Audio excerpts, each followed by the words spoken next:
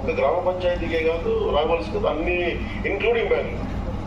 నిన్న ఇల్లు కట్టేశారు, ఎయిర్పోర్ట్ కట్టేశారు, కానీ ఎవ్వరు కూడా డ్రైనేజ్ అనేది ఆలోచించాలి. అది మన గ్రామం దగ్గర నుంచి మహానగరాల దాకా అలాగే ఉంది. సో దీనికి ఖచ్చితంగా ఇది చాలా పెద్ద సమస్య. దీని మీద ఒక అర్బన్ ప్లానింగ్ వాళ్ళతో కూర్చొని, లేదంటే పంచాయతీరాజ్ మన లేఅవుట్ ప్లానింగ్ చేసేటప్పుడు బెల్లనాయుడు గారు చెప్పింది కానీ కలెక్టర్ మీరు ఒకసారి ఎనీ పంచాయతీ లేఅవుట్ వేసిన ఇల్లు కట్టిన ఫస్ట్ డ్రైనేజ్ లేకుండా మనం పర్మిషన్ ఇవ్వకూడదు అనేది మనం ఏం చేయాలి అనేది మీ స్థాయి నుంచి మీరు చేయండి. ఒక ప్రపోజల్ పంపిస్తే అది మంత్రివర్గం దగ్గర నుంచి కానీ, లేదంటే even if it has to be passed as a bill then will make sure that it will implemented in assembly. అది ఒకసారి మీ దృష్టికి తీసుకొస్తాను.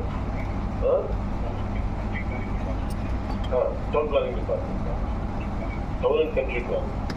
So town and country planning department ఒకసారి అది చూడండి. ప్లస్ ముందుగా మేజర్ పాలసీ చేసే ముందుగా ఇప్పుడున్న పరిస్థితుల్లో మనం మన రాయవలస పంచాయతీ సంబంధించి మనం ఏం చేయగలం ఒకసారి మీరు అది కూడా ఒకసారి మీరు రెస్పాండ్ అవ్వండి.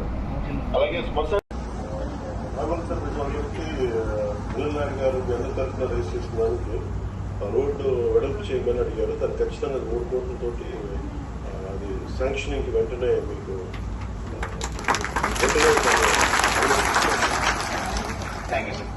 అలాగే మీరు రోడ్ టు బరియల్ గ్రౌండ్, ముఖ్యంగా బరియల్ గ్రౌండ్ తెలుసు, మనం చనిపోయిన తర్వాత స్వర్గస్థులు అయ్యి దాన్ని మనం స్వర్గస్థులు అనే పదం వాడతాం. అలాంటి వాళ్ళకి గౌరవంగా మనము ఇబ్బందులు లేకుండా ఉండాలి. రోడ్ టు టెంపుల్ నిర్మాణానికి వైడింగ్ చేయడానికి ఎంత బడ్జెట్ సార్ 3 crores అవుతుంది sir. 1 kilometer road sir 3 crores అవుతుంది sir. We can sanction it sir. So we can sanction. అలాగే సిటీ రోడ్స్ చేయించి ఒక 5 కోట్ల రూపాయలు దాదాపు కలెక్టర్ గారు చెప్పింది 2.97 kilometers సొంతంగా దట్ విల్ బి శాంక్షన్. అది కూడా శాంక్షన్ చేస్తాం. 5 కోట్ల బడ్జెట్ తోటి సీసీ రోడ్లు కనెక్షన్ ఉంటుంది కదా.